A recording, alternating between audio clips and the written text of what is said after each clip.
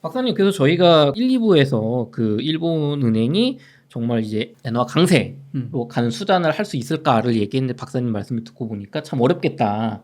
이게 될까라는 생각이 들었는데 사실 또 박사님 준비하신 자료가 더 많이 있으시다면서 이 일본 경제와 엔화에 대해서 한 번 더 얘기 들어보겠습니다. 예, 그러니까 이제 지금까지 얘기했던 거는 미국 달러하고 엔화의 금리 차 그거 얘기했고 네. 돈이 많이 풀렸다는 얘기했잖아요. 그렇죠. 그러면 이제 그 얘기에 조금 그래프를 가지고 내가 보적 설명 좀 하고 네. 세 번째 아까 얘기 뭐였냐? 네.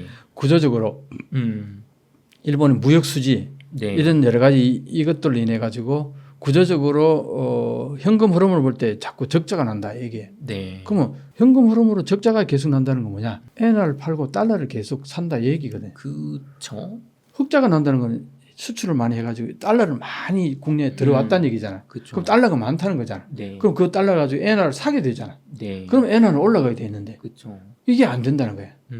그러니까 달러가 부족하다는 거지. 계속 지불해야 될 돈이 더 많아지고 엔화보다도. 그러니까 이제 그 문제를 이제 좀 설명을 해야 되잖아요. 네. 그 구조적인 걸.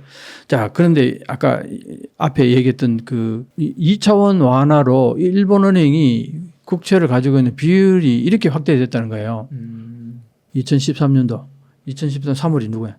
아베 정권. 아베 정권 막 그 전에 12월 달 출발해가지고 네. 3월 달 정도 되면서부터 아베노믹스 아마 발표하고 그랬을 거예요. 네. 그때 일본이 가지고 있던 국채가 13.1%밖에 안 돼. 그랬던 것이 지금 47.9%라는데 지금 54%, 55%까지 넘어왔어요. 여기 23년도 말인데 지금 8월 달이잖아. 그렇죠. 이게 53%, 54%까지 올랐어요. 야, 10년 사이에 막 엄청나게 늘었네요. 엄청 늘었죠.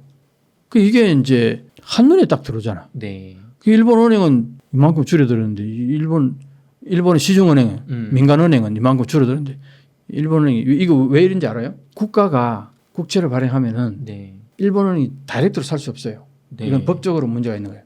그럼 어떻게 해? 시중은행으로 일단 거쳐요. 그렇죠. 그럼 시중은행에서 이게 왜 사냐? 네. 일본은행이 사준다고 얘기했기 때문에 사는 거예요. 그냥은 안 사고 너가 사기로 약속했으니까 산다. 이미 물밑에서 약속을 했으니까 일본은행이 사는 거지. 이자도 얼마 없는데 왜 사겠어요? 그렇죠. 일본은행이 사줄 테니까 사라 이렇게 된 거예요. 이거 뭐 그냥 뭐 짜고 치는 짜고 치는 고스톱인 거죠. 그래서 민간은행이 그때 이렇게 가지고 있던 걸 이게 전부 일본은행으로 다 걷어들인 거예요. 일본은행이 다 사지키는 거야. 금리를 낮추기 위해서 그러는 거예요. 일본은행이 가지고 있고 뭐 이렇게 금리가 높아가면 일본은행이 좋죠. 뭐 국채 가지고 있는 금리가 올라가면 좋잖아. 네. 돈 버는데 그렇죠. 못 올라가도록 일본은행이 다 사들여 버리는 그렇죠. 금리를 낮춰야 되니까. 낮추기 위해서. 그래서 지금 현재 일본은행이 가지고 있는 게 10.9%밖에 안 되고 일본은행이 이게 지금 54% 올라 들어가지고 55% 막 올라가니까 이게 여기서 줄었는지 여기서 줄었는지 모르겠지만 많이 줄었을 거예요. 네. 자, 그런 거 하고 일본은행 국채 이거 봐라. 23년도 53.86%라고 나왔잖아 이게. 24년은 더 늘어났겠네요. 드러났다고. 내가 어떤 통계치 봤는데 57%인가 58%까지 올라간 것 같더라고. 어떤 글에서 봤더니. 네. 이게 이제 23년도 그래프잖아. 네.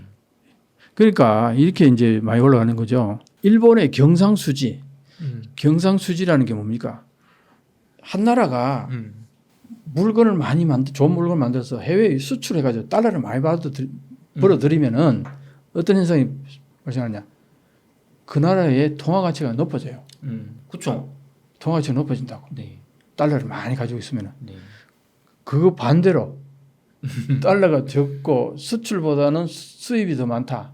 그렇게 되면은 이게 이제 달러를 지불해야 될 돈이 많잖아. 그렇죠. 그렇게 되면은 그 나라 통화 가치가 떨어져요. 맞아요. 지금 현재 요 얘기를 하려고 그러는 거야. 네.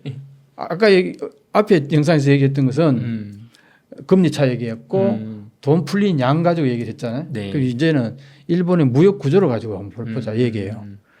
그래서 딱 보니까 1996년부터 2024년까지 그래프에 나와 있는데 네. 요거를 이제 설명을 하면은 이게 경상수지로 봤을 때 이게 경상수지라는 게 뭐야? 수출한 거하고 수입한 거하고 더하기 빼기다 해서 남는 돈이 요게 그렇죠. 그걸 이제 보면은 뭐 10조엔 넘었잖아요. 네. 15조엔 여기 때는 언제냐? 뭐 한 7년 정도, 2007년 정도 때는 한 5조까지 흑자라는 거죠. 네. 쭉 이렇게 하다가 이제 14년 정도, 13년, 14년 정도가 12년 이때가 굉장히 흑자가 별로 안 남았죠, 그죠? 네. 그때 무역 수지가 이렇게 많이 이 무역에서 적자를 많이 보니까 이렇게 된 거예요. 자, 이렇게 다시 또 올라갔잖아요. 그러다 여기 이렇게 내려왔는데 네. 흑자잖아요. 괜찮아 보이는데요? 괜찮아 보이죠? 네. 자, 그럼 이게 하늘색 이게 뭐냐? 네. 제일소득수지. 제일소득수지가 뭐냐? 해외에 직접 투자한 거예요. 일본이 엔고로 갔을 때 네. 그때에 국내에서 저기 물건을 만들어 가지고는 네. 이 도저히 국제 시장에서 경쟁력이 없다. 그렇죠. 임금 높고 코스트가 너무 많이 드니까 네.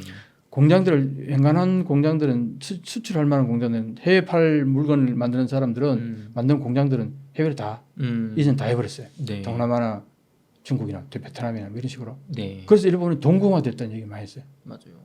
그래서 일본에 지금 현재 남아있는 중소기업들이 대부분이잖아요. 네. 대부분의 중소기업들은 해외 수출하는 기업들이라기보다는 국내의 수요, 국내 시장을 지향하는 기업들이 대부분이라 보면 돼요. 왜? 수출할 만한 나라들은 기업들은 이미 해외를 다 나가버렸어요. 그렇죠. 그러다 보니까 어떻게 돼요? 제1차 소득 수지가 이렇게 많이 비중이 되게 높아요. 계속 높아가잖아요. 네. 근데 여기 서비스 수지가 이만큼 이렇게 하다가 이만큼 여기서 이제 조금씩 커지기 시작하는데 네. 이걸 이제 한번 봐야 돼. 이게 무역 적자라는 거예요. 일본 무역이 지금 여기 위로 올라간 건 이제 흑자고 네. 이게 밑으로 내려오는 게 적자라는 거잖아요. 22년도에 네. 엄청나게 적자를 많이 봤죠. 아까 이거 봤던 게 이게 현금 흐름에 기초한 경영수지 실정이 현금 흐름이에요. 흑자가 남았던 거 있죠. 네. 경상수지 흑자 그래프. 경상수지 흑자 그래프. 네. 여기인데 제1차 소득 수지가 현금 베이스를 봤을 때 밖에서 돈을 많이 벌었는데 네. 국내에 가져 들어온 돈이 요거라는 거예요. 요 파란색, 요 하늘색 요거. 아까는 많았잖아, 그죠? 네, 되게 높았는데. 되게 이만큼 뭐 많이 높았는데 네. 없잖아, 별로. 이건 뭘 말하냐?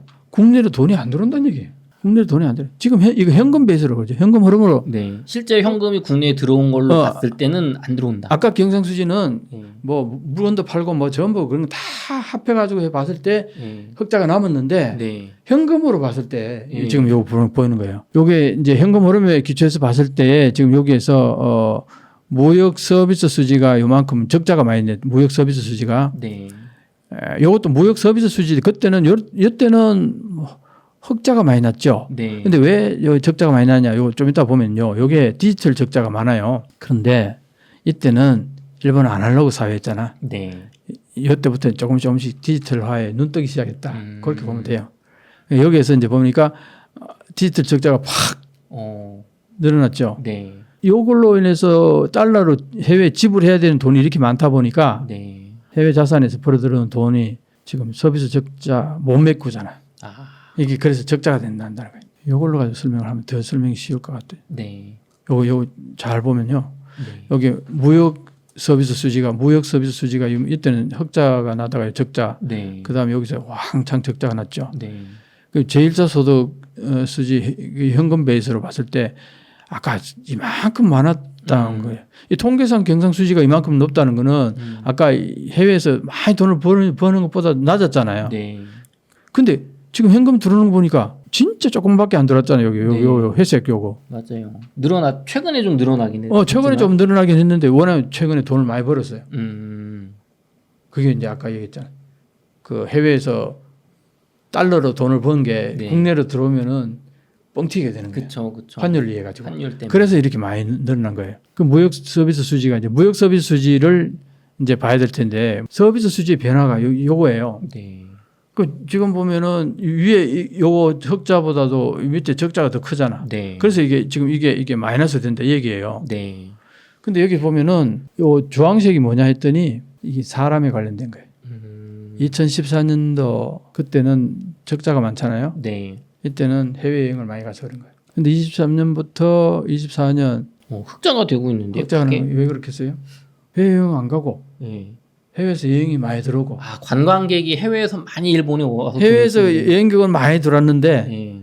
일본이 관광 해외 안 나가잖아. 그쵸, 못 가죠. 비싸서. 그러니까 이게 이 사람 관련이 사람이 많이 들어왔는데 많이 나가지 않으니까 흑자가 이렇게 남죠. 그러니까 이게 소위 말 인바운드 인컴인 거 이게 인바운드 네. 인컴. 그런데 봐세요. 이게 뭐냐 디지털 관련이 적자가 네. 이만큼 커져진. 디지털 관련 적자 계속 커지네요. 이게. 계속 커지는 거예요. 아까도 얘기했지만 지난 영상에도 얘기했지만 네. 이 돈 관련 뭐 이렇게 적자나는 이거는 뭐냐? 이것도 사실은 그 일본이 지금 그 자연재해가 많잖아요. 네. 자연재해가 많으니까 보험회사에 보험을 많이 들 거 아니야. 보험을 드는데 네. 일본 회사에 드는 것보다 네. 해외 보험회사에 드는 게 많다는 거예요. 그 왜 그러냐? 달러 베이스이기 때문에. 달러 베이스니까. 일본 보험회사에 들었다가 네, N1 가치 엔저가 돼버리면 나중에 돈을 받아도 가치가 확 떨어졌을 거 아니에요. 그렇죠. 그러니까 이게 달러 베이스로 운영하는 보험회사 같은데 가입을 많이 한다는 거예요. 야, 이것도 놀랍지 않아요? 그러니까 이것도 어떻게 보면 일본 정부가 엔화를 못 믿으니까 그런 거잖아요. 그렇죠. 다들 얘네를 못 믿는 거예요. 사실은 자기들도 못 믿으면서. 당연하지. 아까 후지마키 타케시가 그렇게 얘기하는 거 일본 사람이잖아. 네. 구조적으로 그렇게 돼. 왜?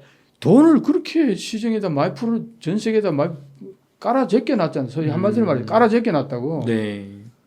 그러니까 그렇게 될 수밖에. 자, 이러니까 그 디지털 적자가 외국인 여행 수익을 능가한다. 명확하게 보였잖아요. 네.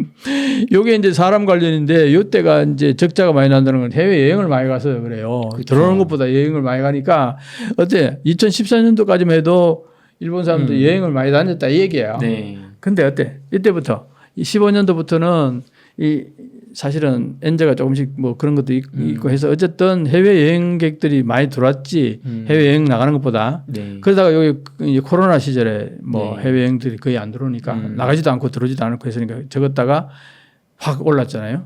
2000. 근데 디지털 적자는 보세요.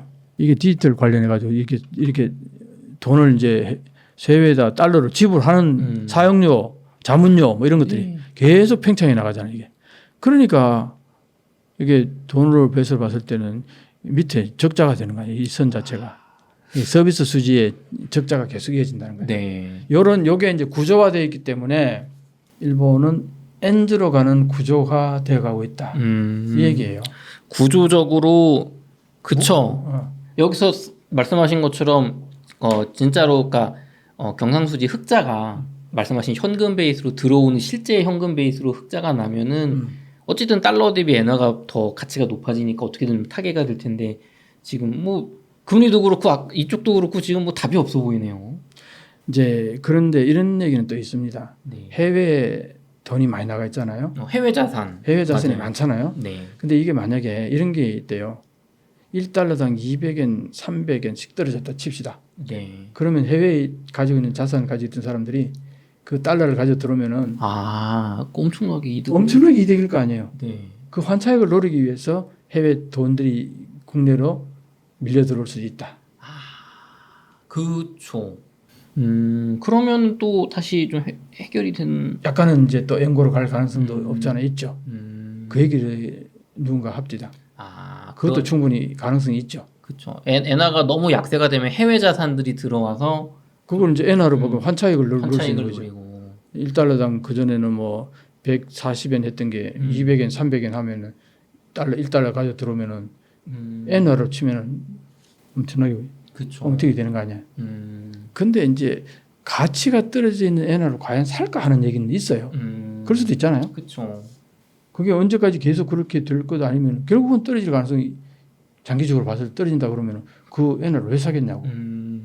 굳이 달러 가지고 있으면 되는데. 네. 그래서 그 얘기가 단기적으로는 맞을지 몰라도 장기적으로는 별로 그렇게 설득력이 없지 않나 나는 그렇게 보이는데. 네. 그렇게 보면 결국은 이제 이런 여러 가지 구조적인 요인들을 보면은 일부 영상, 2부 영상에서 얘기했는 거하고 이거하고 합치면은 네.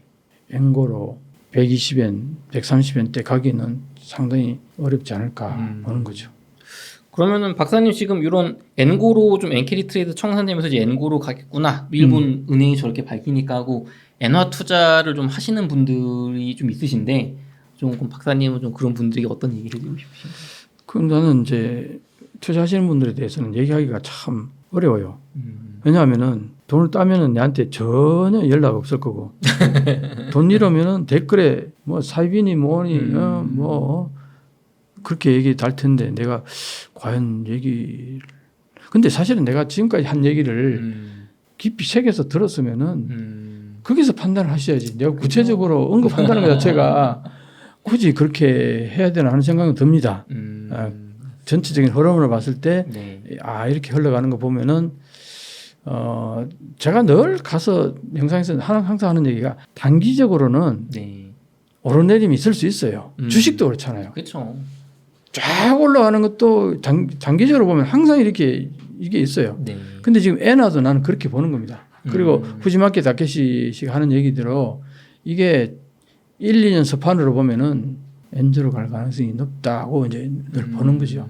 내가 그래서 지난번에도 141엔 갔을 때 달러 엔화 가지고 있던 사람들 쫙 팔았다. 네. 그러면은 조금은 돈을 남기지 않았을까? 보통 보면은 글쎄요, 150엔에 사서 130엔, 120엔 정도 되면은 돈 벌겠지 하고 사는 사람들이 많을 거예요. 네. 155엔 사는 사람도 있을 거고. 네. 그런데 계속 내려가네? 162엔까지 내려갈 때 이제 막 속이 다 타들어가서 네. 거예요. 이거 엔즈로 계속 가네 이거. 그렇죠. 그랬다가 140엔이 팍 뛰었을 때 이때다. 여기서 팔고 네. 나갈 때다. 이걸 알고 팔았던 사람들은 어쨌든 소폭이든 어쨌든 돈을 벌었을 거라고 나는 보는데 아니야. 더 올라갈 거야. 더 앵고로 갈 거야. 더 내려갈 거야. 이렇게 생각해서 지금 갖고 있는 사람들은 어떻게 될지 알 수 없어요.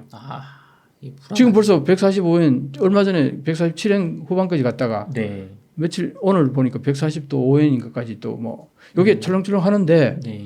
이게 이러면서 엔즈로 갈 가능성이 높다고 지금까지 한 얘기는 네. 그 얘기를 하는 겁니다. 그렇죠. 그러니까 잘 판단하시라고요. 단기적으로는 출렁출렁 할 때 그때 뭐 귀신같이 네. 싹 올라갔을 때 팔고 또 좀 내려갔을 때 사고 또 조금 올라갈 때 팔고 그게 가능하다면 떼돈 벌죠 다들.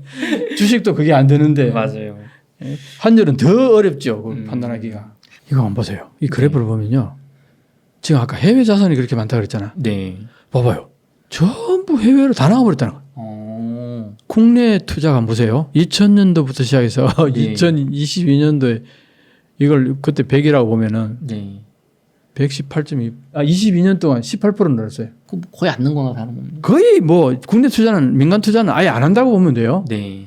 그래서 어느 정도 안 하냐 했더니 북한보다 북한보다 국내 투자를 안 한다. 이게 엉크타드에서 나온 2022년도 통계치예요. 와. 북한보다도 국내 투자 안 한다. 쇼킹하죠. 야, 이거는 진짜 충격입니다. 충격이죠. 그럼 일본 국내 기업들도 지금 일본에 돈 투자하면은 안 된다는 걸 아는 거죠. 그런 거죠. 지금 해외는 이렇게 그래프가 그러니까 투자는 전부 해외다 해야 한다는 거죠. 해외. 이게 8배 거의 8.5배까지 해외 투자를 했는데 국내는 투자를 안 한다 이게. 이 그래프 나 이거 보고 진짜 쇼크 받았어요. 우리나라는 이렇게 되지 않죠? 우리나라 이 정도는 아니죠. 왜냐하면 우리나라는 해외 수출하는 기업들이 국내에 웬간히 다 있지 않아요? 그렇죠, 맞아요. 또 삼성 공장도 막 주에서 재투자 국내에다가 반도체들도 뭐 삼성 공장도 많고 현대도 국내에 꽤 많잖아요. 네. 그러니까 일본은 심각할 정도로 해외 다 나가버렸다는 거예요. 그래서 일본 공동화라는 얘기를 많이 해요. 그러니까 일본 공동화가 어떤 의미를 갖고 있냐니까 일본의 소위 말해서 중소기업들만 전부 국내 시장인데 국내 시장이 자꾸 축소돼 가는 거예요. 왜 그 축소돼 가느냐? 고령화하고 저출산으로 인해 가지고. 뭐 고령화는 뭐 아무래도 나이 드신 분들이 뭐 그렇죠. 소비가 줄어들지요. 네. 그다음 저출산이니까 소비 줄어들죠. 네. 그러니까 국내 시장 자체가 줄어들기 때문에 일본은 저출산이 심각한 문제가 되는 거예요. 해외에서 벌 수가 없으니까. 해외하고 이게 인구수하고 바로 국내 시장하고 바로 직결되니까. 근데 중소기업들이 99.7%가 중소기업이에요. 0.3%의 대기업들이 해외에 다 나가 있는 거야. 그 대다수의 일본의 기업들은 국내 시장을 지향한다는 거예요. 네. 그러니까 그게 그 시장이 조금씩 늘어나도 시원찮을 텐데 계속 줄어드니까 한번 생각해봐요. 그러니까 국내 시장이 매력이 없는 거예요. 그러니까 국내 시장이 투자를 안 하는 거야. 사실은 엔저가 되면은 해외 나갔던 많은 자본들이 국내로 들어올 거고 그렇게 되면 일본이 활성화될 거다. 이 얘기가 있었는데 최근에 엔저가 되면서 해외 자본들이 일본 국내로 투자가 좀 늘어난다는 얘기는 있었거든요. 그러니까 조금은 늘어났을 텐데 과연 얼마나 늘어난지 최근 통계치를 한번 나중에 볼 기회가 있으면 그때 한번 봤으면 좋겠네요. 그만큼 지금까지 일본은 투자는 국내는 거의 안 했다. 거의 안 했다. 그러니까 시장이 축소될 수밖에. 그러니까 디플레이션 될 수밖에. 디플레이션이 되니까 돈을 계속 풀어도 물가가 안 올라간 거예요. 이런 메커니즘이 있는 거예요, 이게. 이걸 보면 악순환 이해가 가죠. 네. 그래서 그것 때문에 잠깐 한 2, 3년 정도로 대증요법으로 생각했던 아베노믹스 네. 2차원 금융 완화 정책이 그냥 이것 때문에 그 10년을 가버린 거예요. 그러니까 돈이 막 그냥 많이 풀려버린 거예요. 네. 이게 소위 말해서 앞으로 나가지도 못하고 뒤로 물러서지도 못하는 그쵸. 그런 현상이 빠진 거예요. 방법이 없다. 네. 반도체 얘기 한번 얘기해 볼게요. 네. 일본에서는 기술의 일본이 기술력은 일본이 대단한데 경영이나 좀 미국과의 외교적인 압력 같은 것 때문에 한국의 반도체 경쟁에서 패배했다.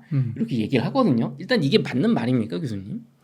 네, 뭐 여러 영상에서 내가 그것이 아니다 그런 얘기를 이제 해왔는데 이제 요걸 보면은 이 기술에서 이거 경영에서 패했다 이게 이제 변명이다는 거죠. 사실 일본이 반도체가 잘 나갔던 거는 처음에 미국이 기술을 다 예전해줬어요. 여러 가지로 편의를 많이 봐줬다고. 그게 왜 그러냐? 그게 이제 그 당시에 냉전이니까 소련하고 중공하고 이걸 이제 커버하기 위해서 그걸 봉쇄하기 위해서 그러려면은 이제 미국 혼자가 벅차니까 네. 많은 동맹국가들하고 같이 이제 힘을 합쳤으면 좋겠다. 네. 그래서 이제 일본을 내 편으로 만들기 위해 가지고 일본을 키워준 거죠. 네. 그때 이제 일본 반도체도 많이 기술 이전해주고 네. 해줬단 말이에요, 미국이. 그랬는데 보니까 일본이 뭐 갑자기 발전해가지고 나중에는 막 미국을 넘가려고 그러니까 그 미국에서 반도체 공장들이 뭐 결국 견뎌내지 못하고 문을 닫고 막 이런 상황이 벌어지니까 84년도에 네. 그 반도체 칩스법인가 뭐 그런 걸 하나 만들었어요, 네. 미국에서. 그러고 나서는 이제 미일 반도체 협정을 86년도에 맺어요. 그때에 그러고 나서 이제 일본 반도체 100% 관세 매기고 네. 그 다음에 뭐 해외에서 만든 제품을 10% 쓰라 뭐 그런 얘기까지 했는 것 같아요. 그러다가 5년 후에 다시 제2차 미일 반도체 협정 91년도 네. 그때는 20% 어. 해외에서 생산한 반도체를 20% 사용하라. 네. 그게 이제 일본에 예를 들어서 뭐 제품을 만들 때 그게 들어가는 반도체 네. 퍼센트를 딱 20%까지 딱 올려요. 그런 과정을 통해서 일본이 상당히 이제 위축된 부분이 있어요. 그 얘기가 굉장히 많이 회자되는데 네. 또 하나는 이제 이 기술에서 이기고 경영에서 패했다. 네. 이 얘기는 이제 그걸 또 설명할 수 있다는 얘기예요. 그래서 이제 보통 보면은 일본에서 반도체 그렇게 잘 나가다가 왜 이렇게 도태했냐 네. 할 경우에 미국의 압력에 의해서 미국이 일본을 컨트롤했다. 그걸로 인해서 일본이 반도체가 완전히 쇠퇴했다. 그러는데 꼭 그것만은 아니다. 사실상 일본 내부에 문제가 있었다. 이 얘기를 하는 거예요, 이 사람이.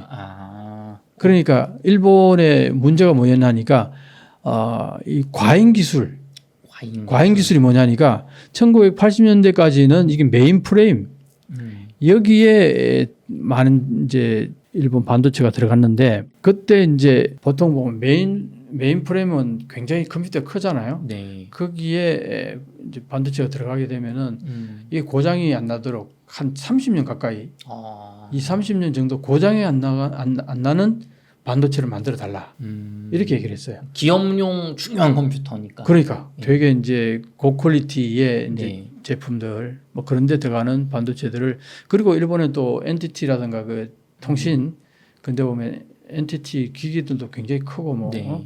그런 데 들어가는 이제 반도체들이 대부분 이제 고퀄리티를 요구한 거죠. 네. 그때 이제 일본에서는 뭐 소재, 부품, 장비 우리 얘기 많이 하잖아요. 네. 그 소재와 장비가 아주 좋은 장비들이 많으니까 그걸로 다 투자해 가지고 이제 고품질의 반도체를 만든 거죠. 네. 그 고품질의 반도체를 만들어서 잘 나갔는데 네.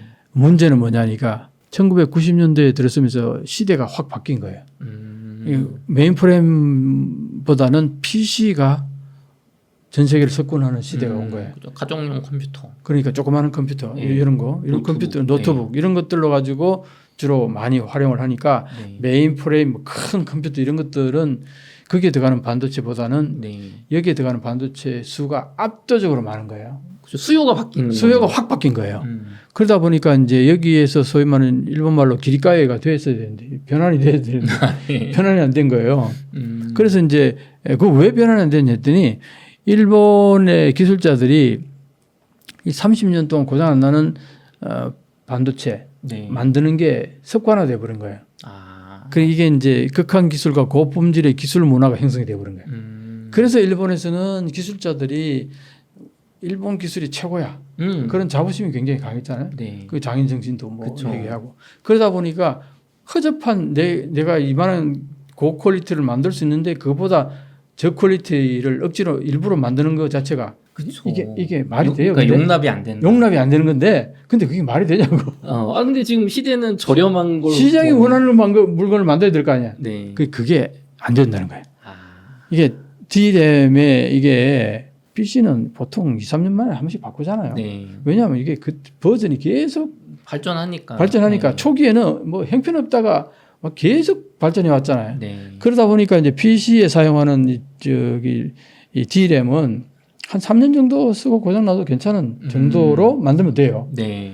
그러면 자 30년 정도 고장 안 나는 D램 만드는 거하고 아. 한 3년 정도 고장 나도 상관없다고 만드는 D램하고 어디가 코스트가 많이 들까요? 당연히 이거는 30년께 많이 들겠죠. 비교도 할 수 없는 거죠. 그래서 이 과잉 기술로 과잉 품질을 계속 만들었다는 거예요. 이게 안 된다는 거예요. 이게 소위 말하는 전환이 안 된다는 거예요. 그래서 제품이 변해도 병은 낫지 않았다. 이 변화가 없다 해놨잖아요. 네. 그 이 사람이 이제 이 그래프를 그리면서 일본을 신랄하게 비판한 거예요. 일본 반도체 기술자들에 대해서. 무슨 기술에서 이기고 경영에서 패했다. 말도 안 되는 소리 하고 앉았대. 이런 인식을 가지고 있으면 앞으로도 반도체 만들면 또 실패한다. 그 얘기를 하는 거예요. 병이 정확히 어디에 쓰는지를 정확히 알아야 치료 방법이 생길 거 아니에요. 그렇죠. 근데 지금 현재 일본은 다시 래피드에서 뭐 공장을 만든다고 하니까 네. 그게 이 얘기를 하는 거예요. 그게 문제가 아니다. 지금 밑에 보면은 한국은 저비용 D램으로 점유라고 나와 있어요. 그러니까 저비용 D램으로 완전히 점유를 해버린 거예요. 한국이. 딱 시장에서 원하는 수준의 품질로 저렴하게 공급을 정확하게 하니까. 한국은 시장이 원하는 D램을 만드는 거고 일본은 여전히 고퀄리티의 D램을 만드니까 시장에서 판판이 깨지는 거죠. 뭐 비싼 거 필요 없으니까. 그러니까 비싼 거 필요 없는데 그건 뭐 비싼 거 필요 없다 그러니까 그러면 낮게 싸게 팔 수 있나?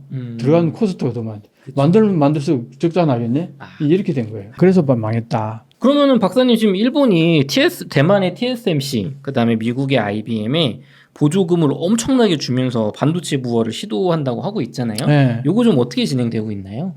먼저 이거 한번 보세요. 세계 전체 각 지역에서 건설 착공하는 반도체 공장 수거든요. 네. 이거 한번 보면은 이게 유럽에서 7개 만들 때 지금 18개 이렇게 늘어났다는 거예요. 이게 2021년부터 2023년도에 만드는 개수가 네. 그 앞에 2018년, 2020년 이때 만드는 것보다 더 늘어났잖아요. 그죠? 네. 그러니까 유럽에서도 많이 만들고 네. 미국에서 한번 보세요. 그동안 이때는 3개밖에 안 만들었는데 18개를 만들어요. 확 늘었죠. 네. 중국도 뭐 그렇게 늘지는 않는데 과거에 이때 너무 많이 만들어 놔가지고 좀 줄었네. 일본 조금 늘고 한국도 조금 늘고 대만 뭐 또 늘고 이런 하여튼 전체 세계가 이 정도 이렇게 수치로 공장을 만들고 있다는 거죠. 네. 그래서 이제 각국의 반도체 지원책 비교를 한번 해보면요, 이 일본이 4조 엔이에요. 21년부터 23년까지 4조 엔. 4조 엔 정도를 자금을 만들어 가지고 국가 예산을 가지고 네. 지원을 하고 있는 거죠. 그다음에 미국은 얼마냐? 8조 엔 전부 합해서. 그러니까 미국이 지금 압도적으로 지금 많이 지원하고 있잖아요. 네. 그러니까 일본도 미국을 이제 보고서 같이 따라가는 거라고 보는 거고, 영국이 0.2조 엔, 그다음에 유럽이 약 2조 엔, 중국이 5조 엔, 다 이 정도 되는 거예요. 일본은 지금 주요 반도체 기업에 대한 정부 보조금이 이렇게 쭉 보면은 네. 이 라피다스가 지금 3조 3천억 엔에서 그다음에 6,773억 엔 합하면 얼마입니까? 1억 엔 정도, 1조 엔 정도. 좀 넘죠. 네. 1조 엔 넘게 이게 투자를 하고 있고, 기옥시아가 929억 엔, 여기가 마이콘 2,135억 엔, TSMC가 여기 구마모토에 네. 제1공장에 4,760억 엔. 제2공장을 또 지어요. 네. 제2공장에 어느 정도 또 투자하냐면은 7천 몇백억 원을 또 야. 지원해요. 2조 정도 든대요. 제2공장을 짓는데. 와. 엄청나게 보조금 주네. 보조금 주죠. 네.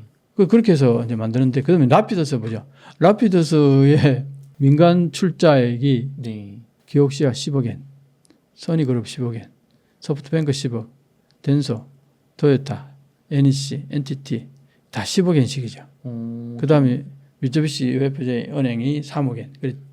민간 출자가 73억엔. 이게 여기 비교가 됩니까? 100억엔의 출자, 100억엔, 1000억엔, 네. 1조엔. 그렇죠. 1% 이하. 1%도 안 되죠.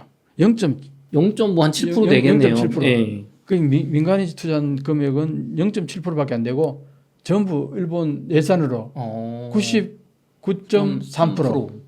일본 세금으로 지금 라피더스를 공장을 짓고 있어요. 이게 왜 이렇게 민간 투자가 안 될까요, 박사님? 네, 그걸 한번 볼까요? 구마모토 공장을 짓는 1공장이 이거예요. 네. 28나노, 22나노. 네. 이걸 처음에 1공장을 짓는다 그러니까 일본에서 이거는 10년 전 기술인데 네. 지금 벌써 여기까지 왔는데 네. 요 지금 현재 여기잖아요. 네. 2나노, TSMC나 3나노. 네. 삼성이 지금 3나노 여기까지 왔는데 이거 10년 전 기술이라는 거야. 네. 근데 지금 일본은 어디까지 와 있냐면 여기까지 와 있어요. 일본 기술자들이 만들 수 있는 게 40나노밖에 못 만들어요. 한 20년 전 기술이네요. 그 20년 전 기술 가지고 있으니까 이것도 감지 덕지해서 이제 일본 정부는 받아들인 거겠죠. 네. 근데 이게 사실은 28나노, 22나노가 이 가지고서 만드는 제품들을 보면요. 대부분이 우리 주변에 있는 제품들이 대부분 들어가요. 일상적으로 많이 쓰는 전자제품에 다 28나노, 22나노 들어간다는 거죠. 네. 그래서 이제 3나노나 2나노 정도 들어간다 그러면 뭐냐? 핸드폰 아주 고퀄리티 핸드폰이거나 네. 아니면 앞으로 이제 자동차, 전기차, 전기차도 있고 이제 앞으로 운전을 자동으로 하는 자율주행차. 자율주행차, 자율주행차가 2나노 정도 들어가면은 이제 그게 목표인 거죠. 네.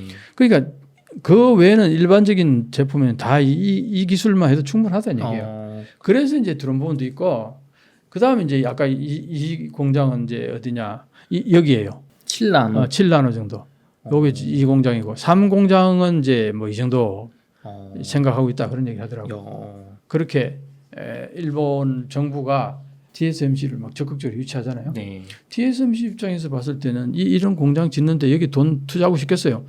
TSMC는 여기에 들어가는 공장 짓고 싶죠. 그렇죠. 최신 기술. 예산을 여기다 돌리고 여기는 덜 돌리고 싶은데 네. 일본 은행이 그만큼 보조해 준다니 여기 거의 45% 정도 보조해 주죠. 여기는 거의 한 30 몇 프로 정도 보조금을 많이 주니까. 그러니까 이제 1, 2 공장을 이제 만든다는 거고 일단 1단계에서는 TSMC를 유치를 했잖아요. 네. 그러니까 다른 나라 공장을 유치하고 이제 2단계에서는 이제 내 나라 공장을 만드는 거예요. 일본 국산화. 일본 국산화.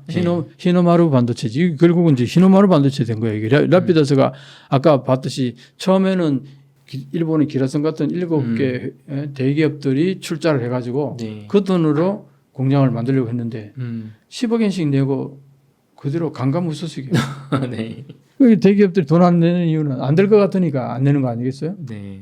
대기업은 자기 돈이고 여기 정부가 돈 내는 돈은 국민 세금이니까 세금은 잘못돼도 아무도 책임 안 진다고 그러잖아요. 그렇죠. 그러니까 일본 정부에서는 돈을 계속 내는데 기업에서는 돈을 안 낸다 이 얘기입니다. 이게 이제 일정이잖아요. 네. 2022년도에 라피드 설립해서 8월 달에 네. 그래가지고 경산성으로부터 700억엔을 지원을 받았는데 네. 그때 이제 아까 기업들이 73억엔을 이제 낸 거잖아요. 네. 773억 원 가지고 출발하려고 그랬더니 이거 뭐 공장 부지도 사야 되고 뭐 돈이 안 되는 기계도 들어가지. 기계가 한 대 ASML 기계 한 대예요. 우리 돈으로 6천억엔, 2천억에서 6천억엔까지 하는 것도 있다. 그럼 뭐 일본 돈으로도 거의 700억, 800억 가까이 한단 말이죠. 그럼 돈이 뭐 공장 지을 돈이 안 되네요. 그러니까 다시 2,800억엔을 내죠. 이 경제산업성에서 2023년도. 그 요때 요거 돈 내고 그 다음에 이제 눈치를 봤더니 이 기업들이 돈을 안 내네. 그럼 빨리 공장을 만들어야 되니까 이제 바로 2,600억엔 추가로 이제 지원을 했죠. 그래서 얼마입니까? 3,400억 3,300억 원이잖아요. 네. 3,300억 원 가지고 공장 짓고 뭐 또 직원들도 뽑고 이제 초기 단계에서 막 이제 진행해 나가는 거예요. 네. 그러면서 이제 2024년도, 2025년도에 4월까지 네. 2나노 시제품을 만든다는 거예요. 그럼 내년 4월까지 2나노 시제품을 만든다고요? 그러니까요. 지금 아직 공장도 다 만들어진 상태인데. 이 목표가 좀 과거 아니에요? 올해 말에요. 네. ASML의 그 EUV 기계 있죠. 네. 그거 없으면은 3나노 못 만들어요. 네덜란드 ESML. 네. 그걸 2024년 올해 말에 들여온대요. 그럼 연말에 들어와서 내년 4월까지 어떻게 만드는 거예요? 그러니까. 너무 그러니까 이제 그런 우려들이 또 있어요. 그 ASML 그 기계가 정말로 민감한데 네. 그걸 다룰 수 있겠느냐. 그걸 거기에 기술 습득해가지고 연말에 들여와가지고 내년 4월에 시제품을 만든다. 너무 빡빡하지 않아요? 네. 거도해 상식적으로 되게 빡빡한 것 같은데 네. 그래서 그게 가능할지 어쨌든 뭐 4월까지 만든다 그러니까 그리고 나서 이제 여기서 성공해서 이제 양산 기술을 계속 업그레이드 시켜가지고 2027년도에 양산하겠다. 이나노를 양산하겠다. 근데 사실은 TSMC나 삼성은 25년쯤에는 2나노 만들 거라고 얘기가 이제 나오죠. 그래서 요 한 2년 정도 시차가 있다. 네. 일본이 만들어낸다 하더라도 그런 얘기가 있는 거고. 이것도 이제 같은 맥락으로 이렇게 도표로 그려놓은 건데 여기에서 뭐냐니까 이 양산하는 여기 들어가는 돈이 네. 어느 정도 드냐니까 한 5조엔 들어요. 근데 지금 얼마? 지금까지 든 게 700억 엔, 2,600억 엔, 5,900억 엔. 그래서 총 9,200억 엔 정도 지원했다. 네. 여기 뭐 그래프마다 수치가 조금씩 다르긴 했는데 아까는 네. 뭐 1조엔 조금 넘었는데 그러니까 이렇게 이제 나왔는데 이 뒤로 돈이 계속 나와야 될 거 아니야 이때. 그렇죠.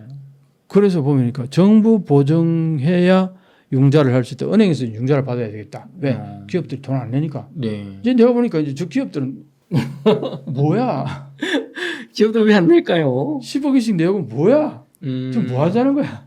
어. 이렇게 된 거예요. 그래서 이제 이 추가 출자를 해외에서 조달하겠다. 뭐 알아보러 다닌다. 뭐 이런 얘기도 있고. 뭐 그다음에 정부 보증 그러니까 정부가 보증하니까 은행에서 돈을 이제 보증하면 되죠. 정부 보증하면 되니까. 네. 근데 사실은 일본 은행에서는 이 돈을 이 거액의 그 투자금을 출자할 때는 그 회사에 전년도 실적이 있어야 돼요. 네.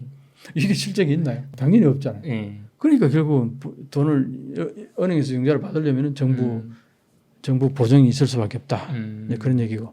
자, 그러면 이제 래피더스가 어떤 모델로 가지고 지금 2나노 제품을 만들려고 그러느냐. 이건 되게 중요해요. 그렇죠. 만들어서 돈을 잘 벌면 또 성공한 투자가 이 사업 모델이 되려면은 그런데 보면요. 과거에 일본 기업이 주류였던 게 수직 통합형이었고, 네. 현재 세계 주류는 수평 통합형이에요. 그럼 뭘 말하냐? 여기 보시면은 반도체 제조사가 네. 기획도 하고 설계도 하고 전공정, 후공정 그렇게 해서 이제 완성품을 만들어. 이 반도체 제조사가 전부 다 해. 전부 다 해. 이거 전부 다 해. 예. 근데 전 세계에서 90년도 후반부터 이렇게 분업화되기 시작했어요. 그때 이제 팹네스가 제조사 이게 소위 말하는 예를 들어서 이거잖아요. 애플이 네. 팹네스란 말이에요. 네. 설계만 하잖아. 그쵸. 핸드폰 설계만 하잖아. 네. 그 제품을 누가 만드냐? TSMC에서. TSMC에서 다 만들어요. 네. 파운드리. 파운드리.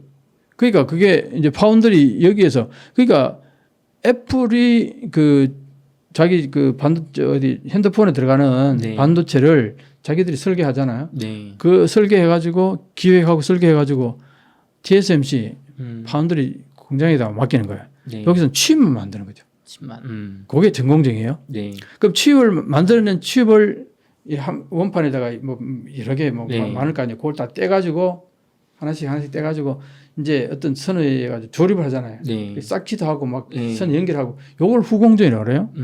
그게 OST 이 후공정에서 이게 그러니까 설계 단계, 전공정 칩 만드는 거, 칩 가지고 이어서 여러 가지로 이제 적절하게 제품을 만드는 이 과정 네. 이렇게 해서 하는 과정이 전부 다 분리가 돼 있어요. 완전히 특화되어 있는 거죠. 네. 그랬는데 일본은 어땠냐 하니까 아까 말했듯이 이 수직 통합형이야. 아. 과거에 일본에 뭐 전자 종합 상사가 네. 한 10개 정도 있었단 말이에요. 네. 그럼 그 전자 종합 상사에 네. 여러 개 부서가 있을 거 아니에요. 그쵸. 그 부서 중에 한 부서가 반도체 만드는 부서예요. 음. 그 10개의 종합 상사, 종합 그 전기 상사가 네. 각자 자기 반도체를 만드는 거예요. 그러니까 이게 구멍가게 같은 거예요. 여기에 비하면 그렇죠. 이게 분업화돼서 완전히 대량 분업화돼 가지고 전 세계에 그 분업화된 그 시스템이 네. 해 가지고 완전히 특화돼 가지고 만드는 거하고 네. 요 한 그 예를 들어 미쯔비시라든가 뭐 써니라든가 네. 산요라든가 이런 데서 하여튼 NEC라든가 이런 데서 자기 회사 내에서 기획하고 설계하고 전공정과 후공정 그래서 완성품까지 다 만들어요. 그러니까 비효율적이고 가격이 올라가겠죠. 아. 이게 소위 말해서 대량 생산하면 가격이 그쵸. 다운되잖아요. 네. 그러니까 이게 대량 생산이 안 되니까 가격이 높은 거죠. 그러니까 이게 일본 국내에서 소비하는 거는 그런 대로 괜찮은데 수출은 거의 불가능 힘든 거죠. 그런데 과거에 이렇게 해서 그래도 일본 반도체가 한때 잘 나갈 때는 뭐가 잘 나갈 때는 하니까 일본 내에서 반도체를 필요로 하는 업체가 있었다는 거예요.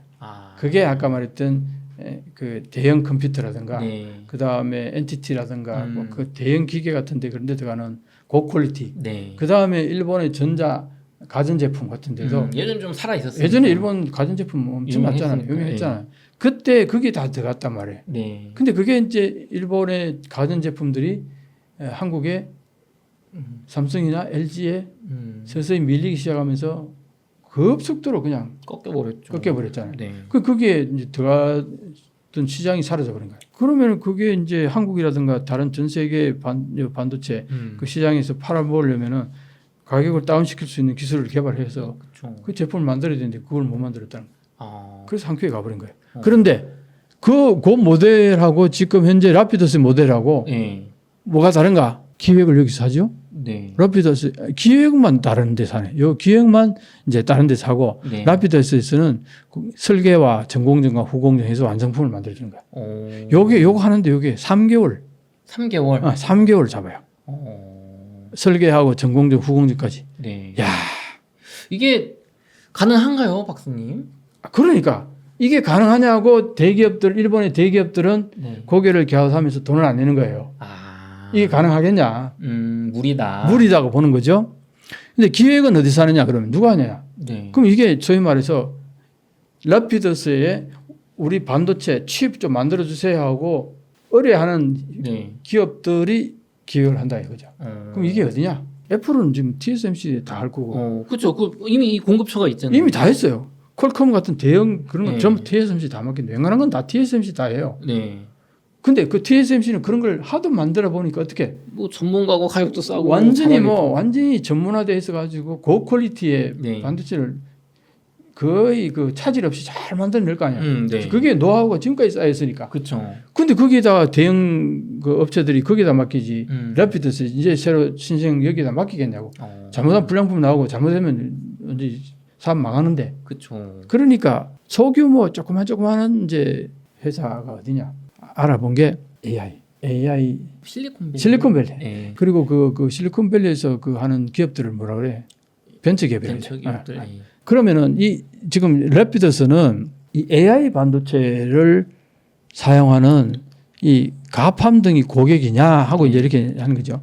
그러니까 그럴 수도 있죠. 그런데 이제 지금 AI 그 기업들 새롭게 벤처 기업들이 많잖아요. 네. 실리콘밸리 가보면 벤처 기업들이 많다는 거예요. 그렇죠. 그 AI 벤처 기업들은 어쨌든 이제 막 시작하는 단계니까 자기들이 설계는 하되 뭐 이걸 가지고 당장 막 대량으로 요구하지는 않을 거 아니에요. 그렇죠. 소량으로 일단 시도도 해보고 뭐 여러 가지 해보는 단계가 있을 거 아니에요. 네. 그런 이제 벤처 기업들 대상으로 영업을 한다는 거예요. 그러면 시장 파이가 좀 작을 것 같다는 생각이 듭니다. 바로 그거죠. 네. 시장 파이가 적을 것 같다. 내가 볼 때는. 그러니까 조그만 소규모라도 많으면은 괜찮을 텐데 네. 실리콘밸리에 과연 AI 벤처 기업이 10,000개냐 20,000개냐 수십만 개냐 그건 아닐 거 아니에요. 그렇죠. 그럼 거기에서 주문할 수 있는 양이 얼마나 되겠느냐 이 문제. 그래서 그걸 이제 만든다 치더라도 네. 이 3개월 만에 과연 이렇게 만들 수 있느냐 이거 하고 방금 얘기했듯이 이제 이게 경제성이 맞느냐. 여기 들어가는 돈이 전체 이 만드는데 최소한 한 5조 원 정도 든다는데 그렇게 투자해가지고 장사를 해가지고 돈을 남겨서 돈도 갚아야 될 거고 그쵸. 또 새로 또 투자도 해야 될 거고 네. 과연 그만큼의 이게 수익이 들어오겠느냐 이 문제가 있다는 거죠. 그 지금 전 세계는 규모의 경제를 하고 있는 거 도매상 하고 있는데 여기는 약간 소매상 느낌이 좀 나요. 그러니까 방금 이제 AI 그 기업들에 대한 얘기가 있는데 또 하나는 이 고객이 여기까지 일본에 이제 이 많은 기업들이 고객이지 않을까. 소니, IBM도 있고 후지츠도 있고 NEC, NTT, 덴소, 토요타. 이게 방금 그 소위 말해서 출자를 했던 10억 엔씩 출자했던 기업들이 여기 많이 포함됐잖아요. 네. 여기에서도 이제 고객이 나올 거다 보는 거예요. 근데 솔직히 말했어요. 여기서 뭐라는지 알아요? 우리 제품 중에 2나노 쓸만한 제품 만드는 거 없어요. 그 정도 고퀄리티 반도체는 우리는 뭐 전자제품이나만. 아까 26나노인가 뭐 그거 쓴다면. 28나노에서 22나노 충분해요. 이 문제가 있는 거예요. 그러니까 이 기업들이 돈을 안 내는 거지. 그거 만들어봐야 우리 기업들이 쓸 게 없다. 그만한 제품 만드는 게 없다. 일본이 지금 뭡니까 핸드폰을 만들어요? 그렇죠. 핸드폰을 만들면 그게 들어가겠죠. 네. 또 핸드폰도 뭐 제대로 있나 없죠. 그러니까 이걸 고객이라고 이렇게 이제 대충 이게 고객일까 하고 물음표를 이제 해서 이제 투표 만든 건데 여기에서 고객이 나올 가능성이 별로 없다는 거예요. TSMC 보세요. 애플, 퀄컴, AMD, 엔비디아, 인텔, 소니 여기 거의 뭐 대형 그 소위 말하는 고객들은 여기 다 확보 다 했잖아. 네. 그럼 여기서 빠져나갈 가능성이 전혀 없어요. 그럴 것 같은데요. 그러니까 여기서 이제 이 고객들이 이거는 내가 볼 때 방금 얘기했죠. 여기서 2나노 쓸만한 제품 만드는 데가 없다. 토요타가 이제 앞으로 그 완전 뭐 무인 자동차를 만들어낸다면 그때는 쓰겠죠. 근데 그게 내가 볼 때는 한참 뒤라고 봐요. 그렇죠. 앞으로 5년이 될지 뭐 10년이 될지. 10년 안에 되면 다행이라고 생각해요. 네, 그러니까 당장 2027년도에 2나노 만들면은 토요타가 과연 그걸 쓸까? 나머지는 볼 것도 없어요. 기술자 문제도 있어요. 네. 지금 경제적인 문제 얘기했죠. 네. 기술자 문제는 얘기했잖아요. 일본에 40나노 만드는 기술자밖에 없어요. 그럼 어떻게 돼요? 그 이제 모집을 하잖아요. 네. 모집하려면은 돈을 많이 줘야 모집하겠죠. 아까 봤죠. 전 세계 반도체 공장을 엄청나게 만들잖아요. 네. 그게 다 기술자가 필요해요. 그렇죠. 그러면 이제 앞으로 솔직히 말해서 2나노 만들 수 있는 기술자가 얼마나 많겠어요, 전 세계에. 피 터지는 경쟁을 할 거라고 서로. 그렇죠. 우수한 기술자를 데려가려고. 네. 미국에도 그렇게 많이 짓고 있고 유럽에도 그렇게 많이 짓고 있고. 그런데 일본의 이 래피더스에 과연 그만한 기술자를 확보할 수 있을까? 그러려면은 돈을 많이 줘야 될 거 아니에요? 그렇죠. 그게 가능한가? 이제 이런 문제. 근데 아까 박사님 1, 2, 3부에서 신나게 그 엔저라고 하셨잖아요. 네. 그럼 돈을 많이 주려면 결국 달러 기준으로 많이 줘야 되는 거예요. 그럼 많이 줘야 되죠. 엔저면은 이게 달러 기준으로 확 깎이는 거 아닙니까? 그러니까 이제 엔 기준으로 주면은 완전히 이제 안 오죠. 그럼 돈도 엄청 많이 줘야 된다. 그러니까 그 예산이 이제 많이 들 텐데 네. 과연 경제성을 가질 수 있느냐. 이제 이 문제가 굉장히 크죠. 그러면 일단은 지금으로서는 현재까지 상황을 봤을 때는 일본 반도체 부활 쉽지는 않아 보인다.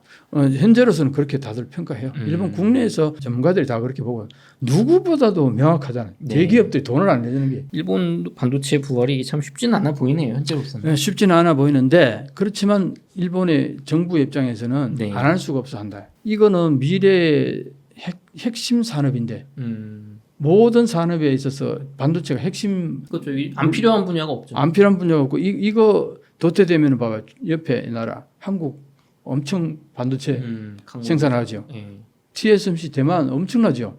중국도 앞으로 계속 발전해 나갈 거예요. 자립한다고. 그럼 주변에 세 나라가 다 반도체 핵심 생산 국가가 될 텐데 일본만 없어봐요. 그럼 일본은 이제 소재 장비가 있지 않냐 맨날 그 얘기를 합니다. 일본은 소부장 있지 않느냐 맨날 그 얘기 하는데 그 얘기를 하죠. 아니 피카소가 그림을 그려놨는데 거기에 엄청난 소니 제품에 붓하고 팔레트하고 물감하고 기가 막힌 재료를 가지고 그림을 그렸다. 자 그림 한 장이 몇 억 하는데 거기에 들어간 물감이나 붓하고 그 돈은 도대체 얼마나 될까? 그쵸. 최종품이 비싼 거지. 그러니까 원재료 소재 장비의 가격이라는 게 한계가 있다고요. 그걸 가지고서 잘 활용해서 최종 반도체 그 제품을 만드는 이 부가가치가 네. 압도적으로 높다 하는 거죠. 그럼 일본 정부도 이렇게 보조금 주면서 안 되는 걸 하는 이유는 이제 밀리면 끝이니까 경제 자체가 바로 그거예요. 반도체 경제 안 할 수가 없어요. 알겠습니다. 박사님 그 일본 반도체 현실에 대해서 잘 말씀해 주셨는데 또 이제 그 이 진행 상황에 따라 지금 저는 그 뭐지 내년 4월이 되게 기대가 돼요. 정말 3나노, 2나노 반도체 이제 양산이 가능한가 시제품. 내년 4월에. 네, 내년 4월에 그거 한번 또 지켜보도록 하겠습니다. 네, 박사님 이렇게 긴 시간 동안 저희 옹달책방 분들에게 그 인사이트를 나눠주셨는데요. 끝으로 옹달책방 시청자분들을 위한 한 말씀 부탁드릴게요. 옹달책방 시청자 여러분, 여러 번 뵙게 되는데 제가 이제 드리는 말씀들은 일본을 분석해서 웬간하면은 여러 가지 이러한 하나의 정보로서 여러분들에게 제공해 주는 건데 뭐 경우에 따라서는 제가 일본을 비판하고 비난한다 이렇게 인식하시는 분들도 계시는데 뭐 꼭 그런 건 아니잖아요. 제가 분석한 거니까 잘 보시고 판단은 여러분들이 하시면 될 것 같아요. 그래서 뭐 엔저라든가 여러 가지 판단 소재를 제가 많이 제공해 드렸는데 아주 면밀히 보시고 잘 판단하셔서 행동하시는데 도움이 된다면 좋겠습니다. 예, 감사합니다. 이렇게 해서 이명천 박사님과의 인터뷰를 마치도록 하겠습니다. 긴 시간 동안 수고 많으셨습니다. 수고하셨습니다. 네.